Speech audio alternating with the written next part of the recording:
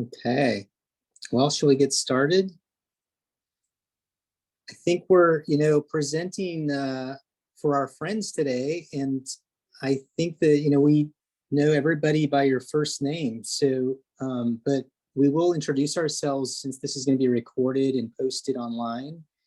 And presumably some of those who watch may not know us. So my name is Alex Lyon. I am a pediatric neuro-oncologist at Riley Hospital for Children. I'm the associate director for the Evans Center for the integration of religious and spiritual values in health at IU Health. And I'm the co-director of this scholarly concentration that we're going to be talking about today, the Religion and Spirituality in Medicine Scholarly Concentration in the IU School of Medicine. And I'm here together with my sister today. You want to say a few words about yourself, Anastasia? Yes, thank you, Alex. I am Anastasia Holman. I am the Director of Chaplaincy Education for the IU Health System, and I am grateful to be here today. I am also faculty for the Evans Center of Spirituality and Medicine, and also co-faculty for the Religion and Spirituality and Medicine Scholarly Concentration. And I'm just grateful to be here with you today to talk about some exciting things that are happening. Thank you, Alex. Thank you, Anastasia. So I'm going to start by sharing the story of how this scholarly concentration came to be. And, it really started for me with an elective I directed from 2019 and continued on to 2021 called Creativity in Medicine. And usually in medical school, there's a syllabus that is very much structured by the educator, by the attending physician who's leading class. And there's a standard set of ideas which are taught in medical school. And really within the profession of medicine, there are certain things which are taught. And potentially there are some things that are missed out and some disciplines that are not well represented in medical education. And so what I did was I asked medical students to create the classroom with me. We started with a blank syllabus. We actually got this approved through the School of Medicine by using a template for a class that could be regenerated each year in a different manner. And what I asked the students were, was what are the important intersections and experiences in health which you don't have anywhere else in the medical school curriculum? And, one of the students really thought it would be interesting to have some introductory ukulele lessons. And we had our music therapist come and teach the medical students how to play ukulele in class. We got some funds and bought a ukulele for every medical student. Another student said, it would be really great to learn how to throw clay on a potter's wheel and to think about, the connections between that and formation in medical education. And so I got to take the students to Fountain Clay Square and learned how to throw clay on a wheel. Other students, said, medical humanities, there's definitely classes, there's a whole concentration on that, but, we could really use even more. And so we went through some of the poetry by John Keats, who his poetry, it was written during times of severe illness. And, some of these things sort of seem what you might consider safe. And yet there was a real need in society at that time, and as it is today, to go into some riskier places to confront some of the structural problems in society and potentially in the schools that we serve. It was the year that we had the Muslim ban in the United States. It was one of those years. And so one of the students said, I would really like it if we could visit the Islamic Center in Plainfield. And I would like to, invite the other students to come watch me. This student was Muslim, watch him and his congregation in Friday prayers. And so I went home and prayed about it. And I really felt compelled that it was important to do this for the student and for not just him, but for society, that there was something needing healing. And so I invited the students to come with us. It was optional. Everybody said yes. And I'll never forget, as the speaker spoke in this time period when the United States was not inviting people to come in openly as they had before, he talked about the hospitality of Allah towards Abraham and other sojourners in the earth. And so it was an amazing time watching, observing Muslim prayer on Friday in class in medical school.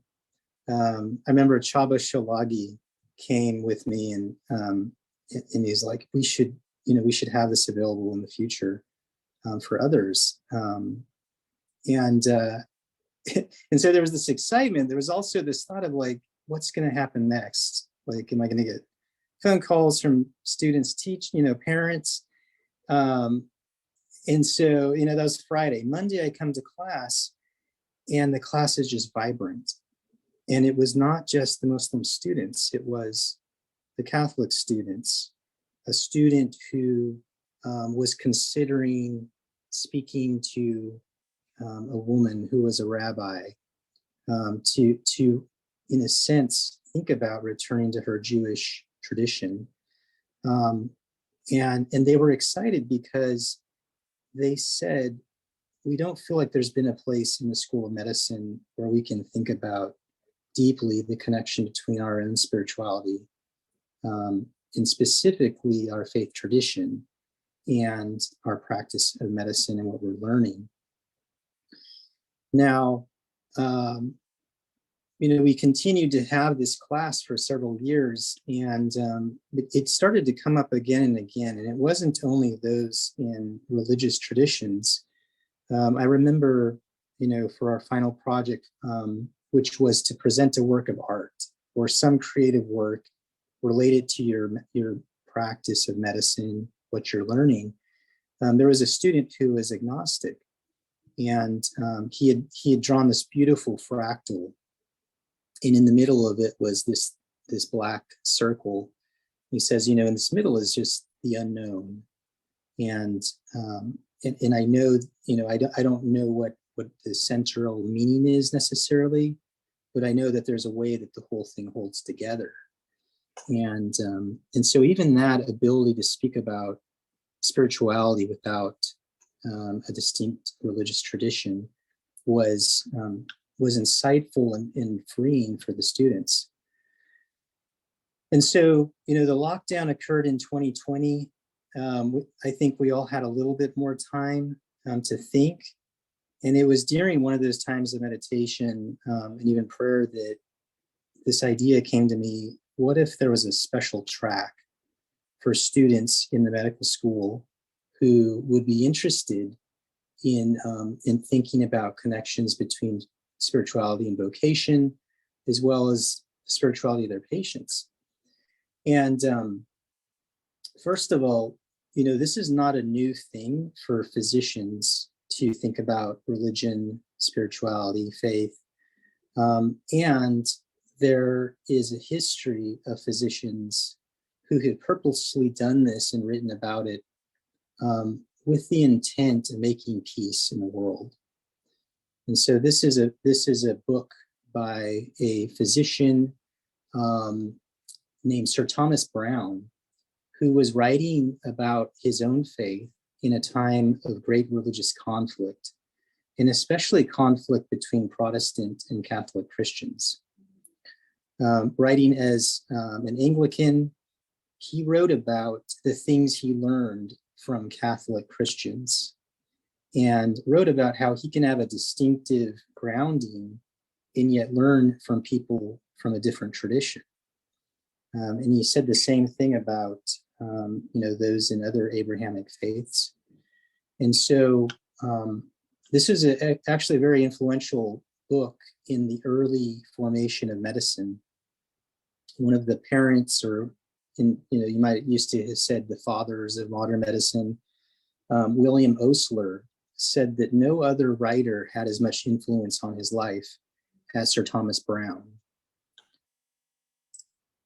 So with that idea, I looked online and I asked, is there actually scholarly concentrations or tracks in the School of Medicine? And sure enough, I found that in recent years, there had formed these elective concentrations under the Associate Dean of the School of Medicine, Paul Wallach. And I started looking and I started thinking, I wonder if we could do this in the School of Medicine around religion and spirituality. And so I talked to two of my mentors, Richard Gunnerman and Lexi Torkey, and both of them said, I think you should do this. And I have a partner who I called, and I said, I want this up front to be something that's diverse. And you and I have had these experiences with patients, although you and I are from different faith backgrounds, collaborating for the good of the patient. And I think we could do that for these students. And so Dr. Mona Rayed, a palliative care physician, a devout woman of the Muslim faith, said, yeah, let's do this. And we asked Reverend Anastasia Holman and Reverend Robin Axel Adams to join us to make this interprofessional and to share even some of the things that chaplains know, just a few things of the vast wealth with these medical students. And so this is what the scholarly concentration looks like. It is 4 courses on top of medical school. As you can imagine, this is a huge, undertaking for these students who are already doing, medical school, and yet this is their commitment. We have the Survey of Spiritual Traditions and Concepts in Health, which takes place June of every year. We have the Survey of Spiritual Care Practice and the Research of Spirituality and Health, which takes place July of each year. There is an asynchronous course called Fundamentals of Research. And then in the evenings, once a month, from August until April, we have a journal club. For the students, this takes place in the summer between their first and second years of medical school, and then the journal clubs during their second year. And then they have a scholarly project, which we'll talk a little bit more about. But their scholarly project is research and something that they hope can be published. And that takes place during their second through fourth years of medical school. You can see this on a timeline in this image here. So 3 courses that they complete in a time really that some students just take off from school. They keep working and learning. And then as far as the scholarly project, I just want to point out a few of these. So some of the scholarly projects are projects from data collected on a mentor's parent study. One example, our student Nirupama is carrying out this project, The Role of Acceptance and Commitment Therapy in Spiritual Coping in Breast Cancer Survivors. She's had mentorship from Shelley Johns. And I think I saw James Slavin on, who's providing statistical support. We also have a group project and the potential for projects to be done in a group project under a mentor's parent study. And so I have several students working with me on validation of the Team-Based Spirituality Index, which is research, of course, with our program that we're doing here at IU Health. And then finally, we do have a few what we would call gunners who put on these student-driven projects from even the idea conception, just the conception of an idea, getting IRB approval, having the mentor selected. And we have 2 of those students who are on target for publication. One is working on religious orientation and anorexia nervosa, working with Dr. Fortenberry. And then one is working on the effect of Dobbs' decision on spiritual well-being of abortion providers. And so those are just a few of those projects. And we'll have time to talk a little bit more about those and ask questions, but wanted to turn it over to Anastasia for a few minutes to talk a little bit more about class, what it's like. And also just since several of you have, contributed to class, just wanted to, even say your names and just thank you for coming, such as Rabbi Bruce Pfeffer, Dr. Lexi Torkey, and many others from the chaplaincy department. So thank you, Alex. And as you can see here is a list of survey of spiritual traditions. And while we teach, Alex, Mona, and myself, as Alex mentioned, we have guests who come in, and our very own, the Rabbi Bruce Pfeffer has been one of our presenters. And I'd like to name this year for our Buddhist presentation, we got a lead, and he actually came on at 4 in the morning because he was in Japan. And he's a Buddhist chaplain from UPenn, and his name Fumi Kimura, and he showed up. And so we have another presenter from the University of Michigan who does Hinduism. This is her 2nd year, I believe, and that is Shima Mehta. And so it's not just IU Health people that are investing in this religion, spirituality, and medicine. As we build relationships with people, they are coming in. Dr. Mobin Udin was for Islam with Dr. Mona Rayed. And then we also had Dr. Jared Rubenstein for the atheist presentation. And he's been here, I think, for all 3 years. And so while we do instruct, we also host. We host physicians and chaplains and ethicists speaking and leading discussion on their area of expertise. And so this year, our students spoke, and they did indigenous spirituality, mind, body medicine, and Sikhism. And out of the presentations, action, reflection, new action, if everyone knows the CPE model of learning, we'll be adding indigenous spirituality to our survey next summer.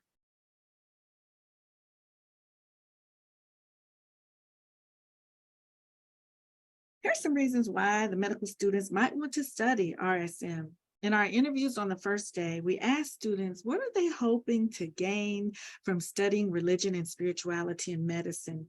It is a commitment, as Alex said earlier. And the number one reason is that they want to know how to take good care of their patients, how to connect on a spiritual level, not just a physical level, but a spiritual and then emotional level, and also how to be an excellent interprofessional and interdisciplinary team member. So for the spiritual wellness of the patient and family, making decisions, coping and supportive care, relationship with patients, attention to diversity, and for spiritual wellness of the students, trauma stewardship, consider the ways our spirituality fuels our vocation in medicine. How does it show up in each student? And I wouldn't say just the students. As we continue, this is our 3rd year, and as we continue in this process, it's not just the students learning, but the host and also those who come to facilitate, because it is a community where we bump up against each other to share our spiritualities and continue to learn and grow so that we can all be better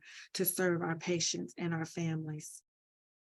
And I do want to mention, as we go to this slide, Alex, that this year we incorporated in our survey team-based spirituality. We actually used the curriculum from that and asked our students to read that ahead of time so that they could gain an understanding of what spiritual care and chaplaincy looks like. So what disciplines go into teaching medical students in RSM? Ethics, spiritual care and chaplaincy and palliative care, sociology, theology, narrative medicine, and healthcare outcomes. It's all integrated so that we are well-rounded, mind, body, and spirit.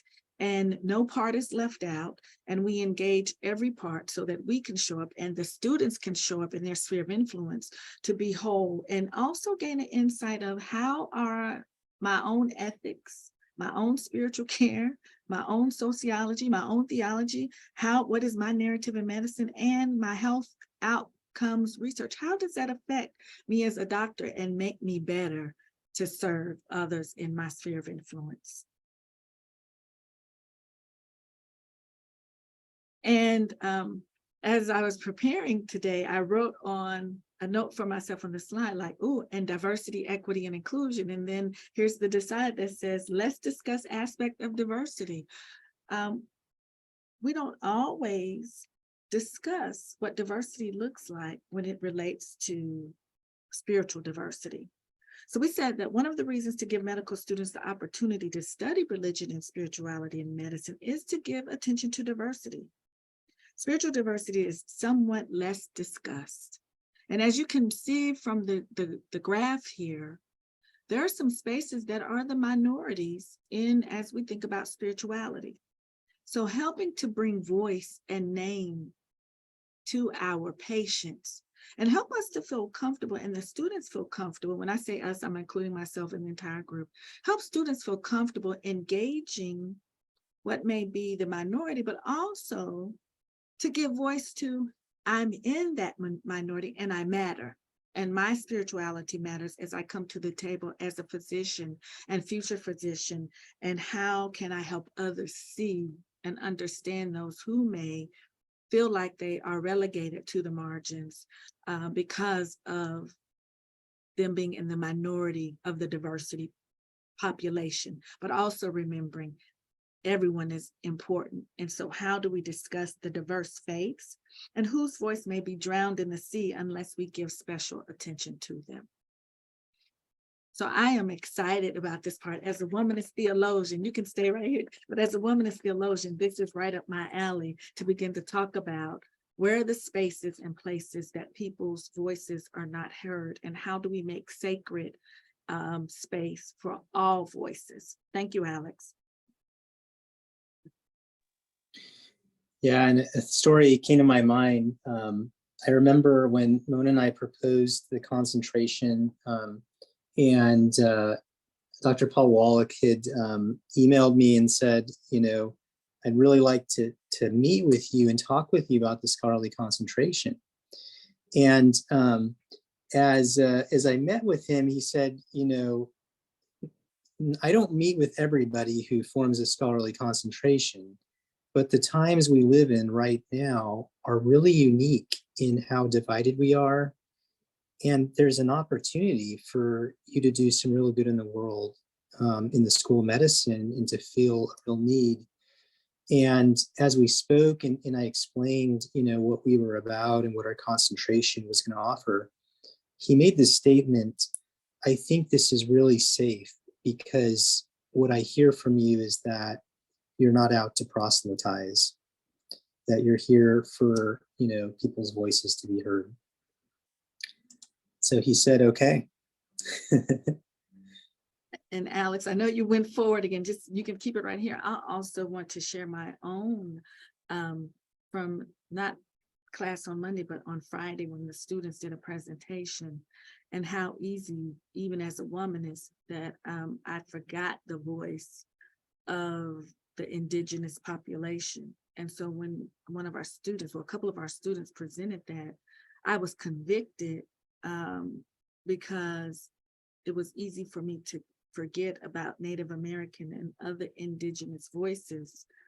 But even as a faculty member, having all voices come to the table allows opportunity not only for the students continue to grow, but also helping me to grow in areas and places that, that are in the minority and that I can easily forget because they aren't always talked about. So I'm grateful after the students' presentation, we are adding that to the curriculum and can continue to grow and also help others remember the voices that get drowned in the sea of the majority. So thank you. Okay, I'm ready. The universal and the practical. When we teach medical students, we give attention to both the universal aspects of spirituality.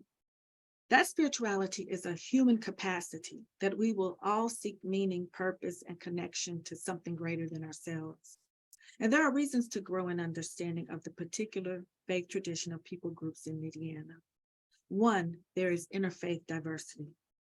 There are distinctives about each patient and their communities.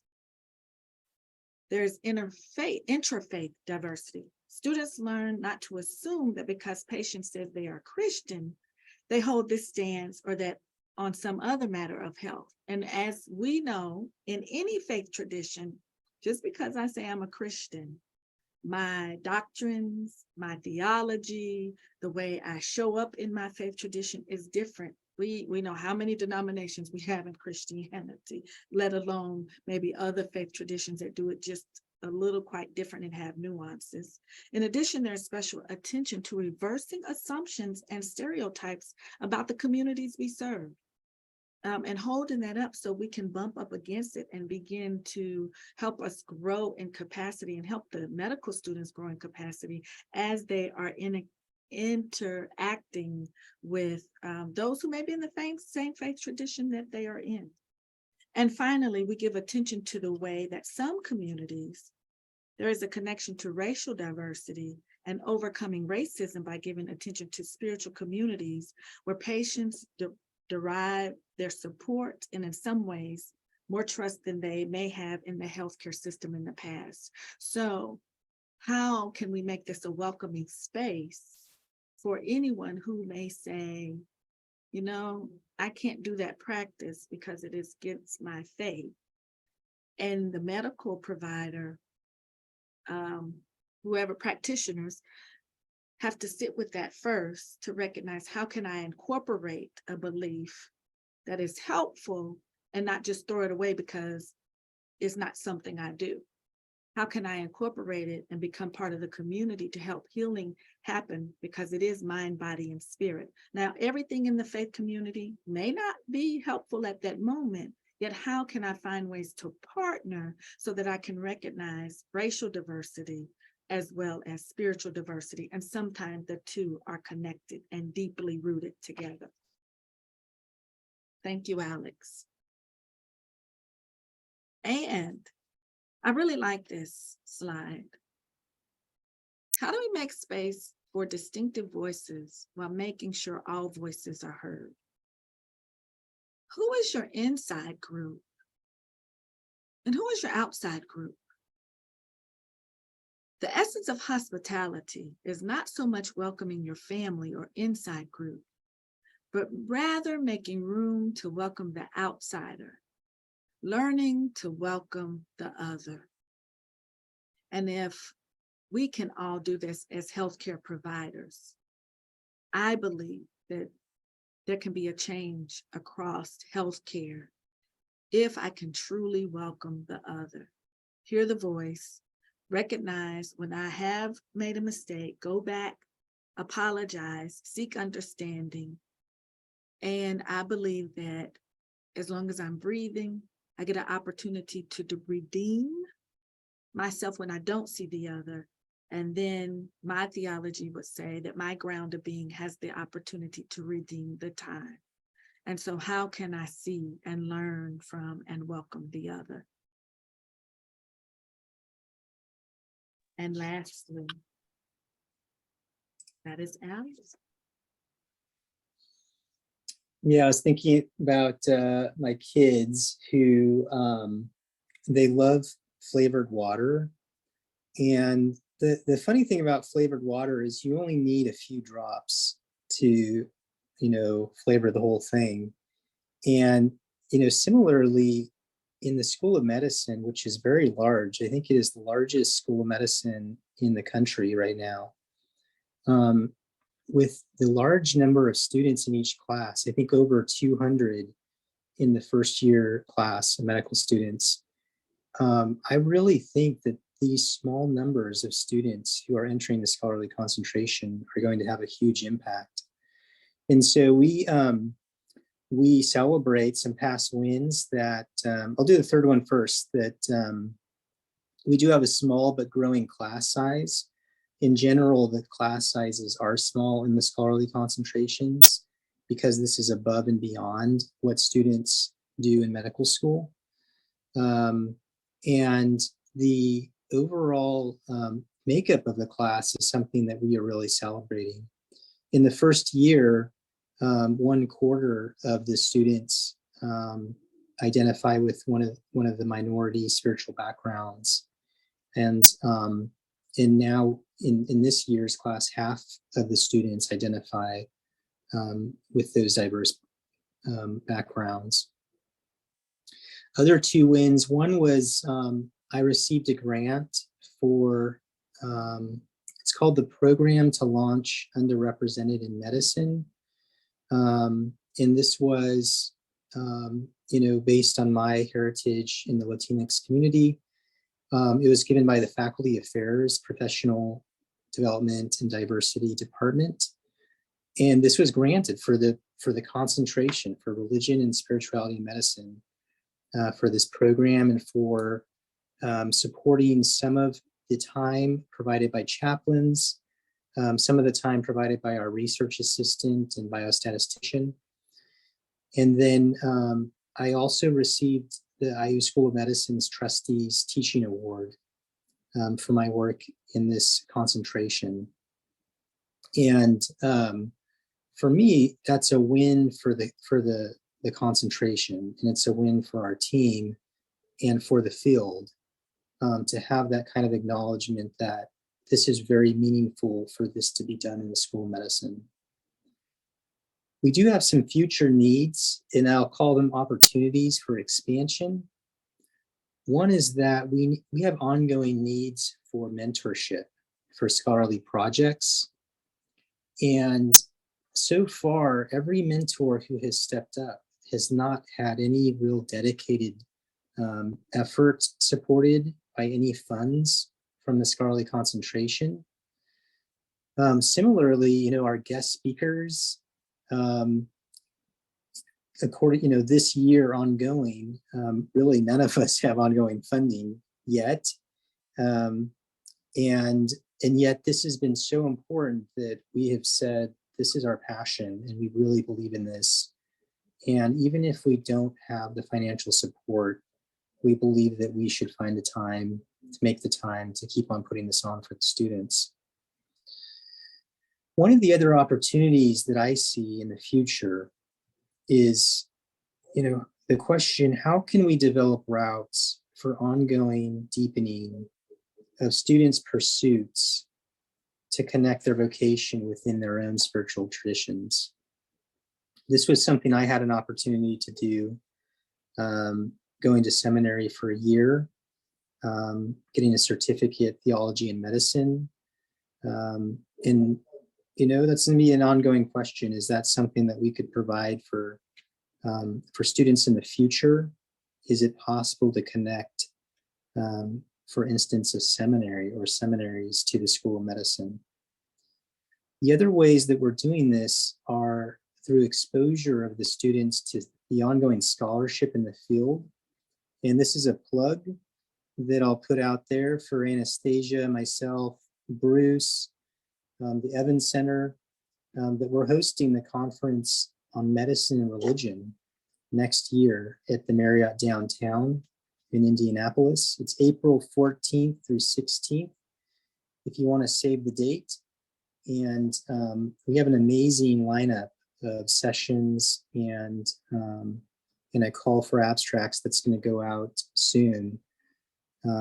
We've, as hosts, we've been able to be the ones to actually write the call for abstracts, to develop the conference theme, to choose the workshops, to choose the plenary speakers. And so that's another way to do that. And I believe there'll be much more. That's all we've prepared for the presentation. So we just want to pause there and open up the time for questions and discussion.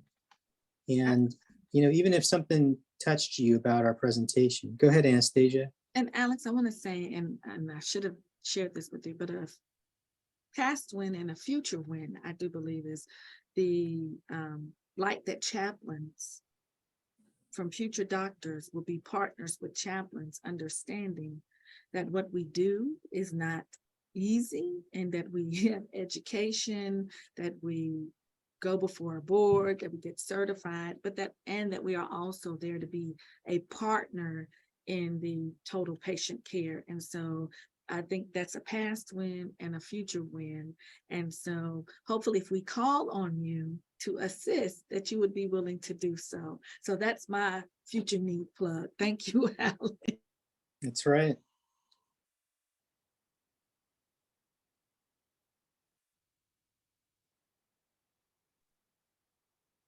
Kiona, I see your hand raised. Yes. So University of Arkansas has dissolved their DEI office.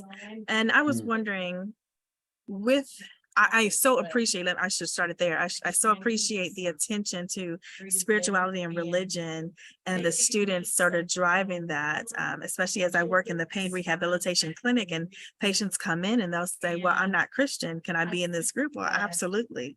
And then how they realize that it's not about denomination, but they can bring their faith with them. It had a Druid who was concerned about what he might be learning, but I was able to welcome him in, and he was able to engage with the group because he was welcomed. So going back to University of Arkansas and them dissolving their DEI division, do you see a possibility that some of that legislation might carry over into other states, including Indiana and IU Health? Are there some possibilities that some of this work will be put on the back burner because of students or legislation or fear?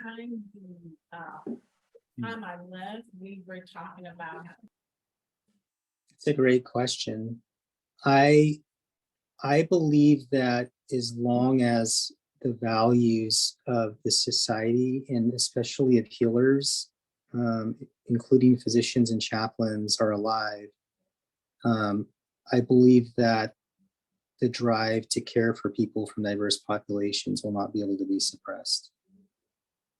And I think what you see in society today right now is that there are some, differences in philosophy which are at war. There are some good in potentially, all the multiple divides that are present, and also there are, I'll call it out, like there are sins also in each of those groups. We're all human. As one of the writers in the area of religion and medicine would say, Dan Solnesi says, we all have moral finitude. But I honestly don't worry about that. And, it was interesting that, one of our students' projects was really fueled by one of those conflicts about the Dobbs decision. And I think that what chaplains know about listening well to people in distress and to being present, I think that can carry out even in our research. That in any of these areas where there are these conflicts, almost like war zones, that's going to present itself with the opportunity for healers to go and listen and understand what are people going through that are affected by those conflicts. And I just want to thank you, Alex. I just wanted to add, with the decisions that are happening, there have been adjustments made And so, as with anything else, there could be some adjustments made, because it's called religion and spirituality in medicine. The word diversity is never in there, even though we discuss diversity and we have aspects of diversity. It's called religion and spirituality in medicine. And so we can do the work without necessarily saying diversity in the work at all times, and still allow people to bump up against the diversity. I'm grateful to have a leader and brother and friend in Alex who says, we're not even going to worry about that. And knowing him, we're going to do some of our own spirituality practicing of praying and moving in that route. But I do want to say I'm grateful that there is a way to I back everything, of course, Alex says, and there's a way to navigate and to dance according to what is happening. And then we could do some research about it. So, as Alex stated. Thanks, Kiana. Great question.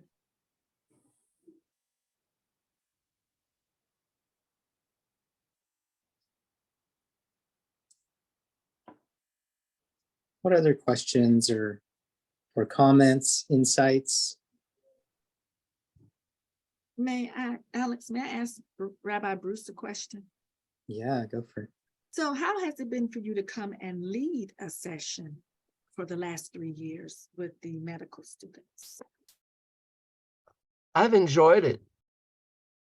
I try to always include diversity. I don't only talk about, I talk mostly about Judaism because that's the point. But I try to approach it as, okay, I'm assuming you're not Jewish, and how are you going to deal with people who are Jewish or something else? You don't know what it is. And they ask good questions. I try, and as some of you might know, whenever I talk to a group, whether they're doctors, future doctors, or new doctors, or chaplains, I always try to, I have to talk about Judaism first, just not medicine, because they might not know that.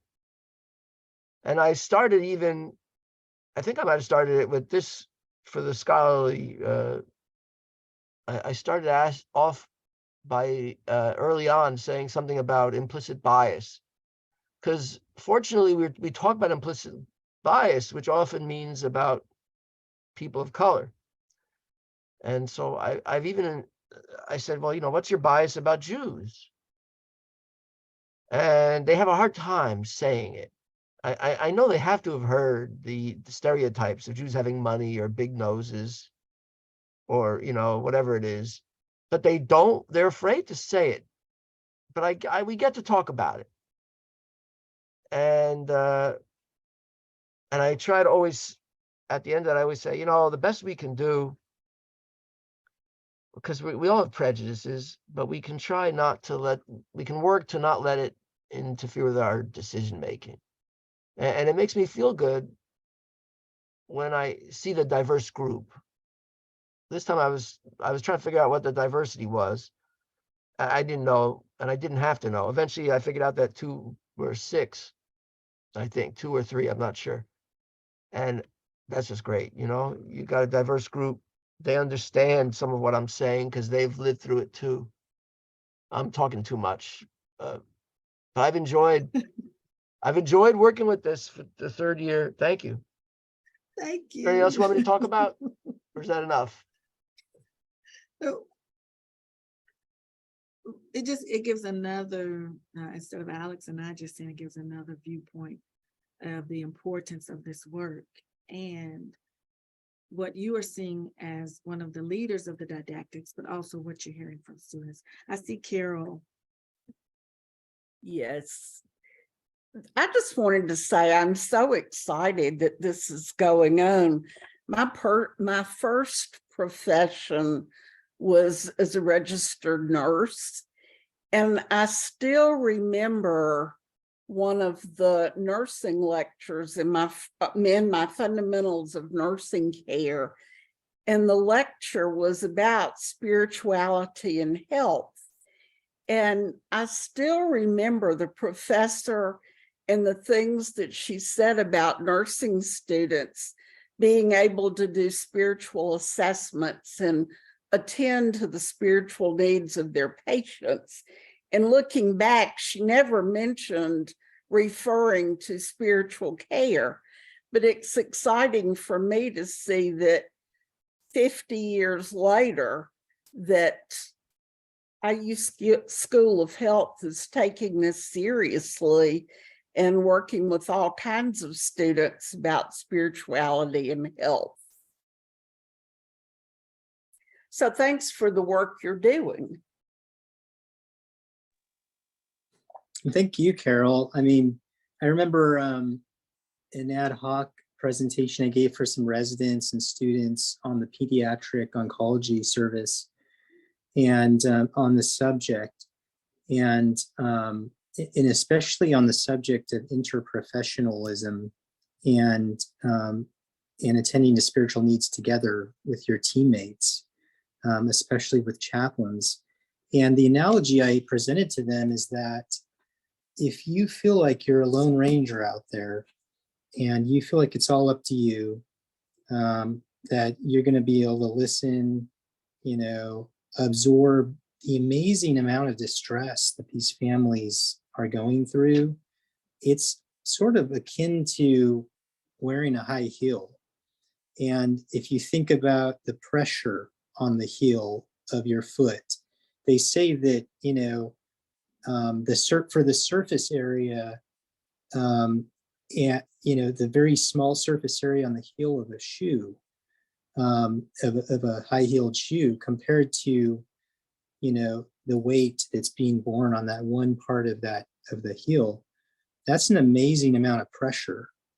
And that's what it could feel like for a medical student, a resident, an attending physician, trying to feel like you're doing everything.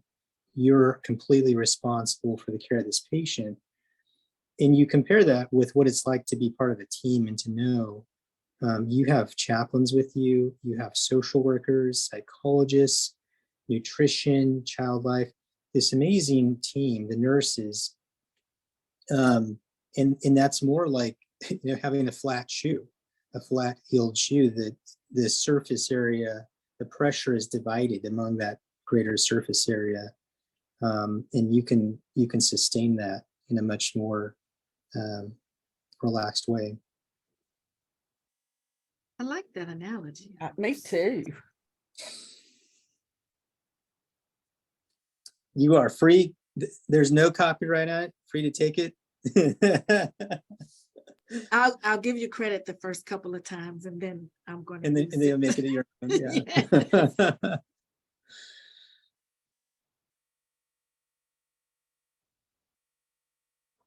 Anybody else? Any other questions? Or I see Greg Morse on. Thank you. That next month, in a week or two, you're going to be there with talking about psychiatry and spiritual care. And yeah, any other comments or questions?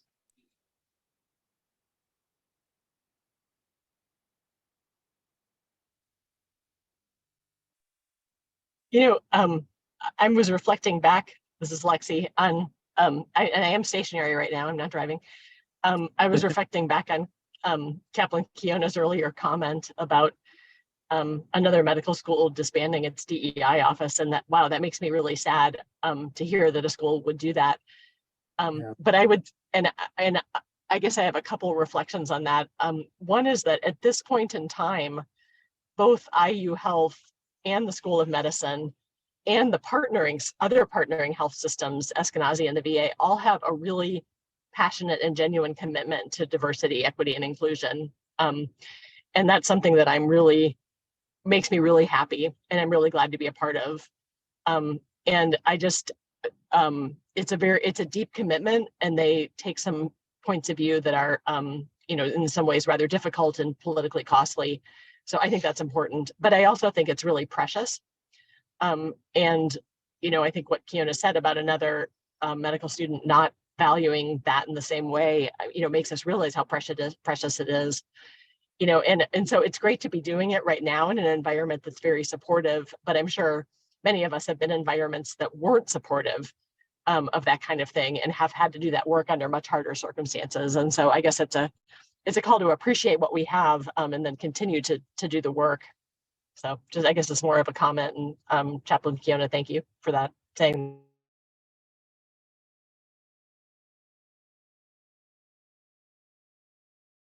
Lexi, thank you for your comments. And I am grateful to be a part of a system and partnership that values diversity and partners throughout the community. And I'm grateful because you always help, it is sad, you know, you help put the feeling and the emotion with it. It is sad and it's also scary that a medical school will actually stop doing that meaningful work. Yeah.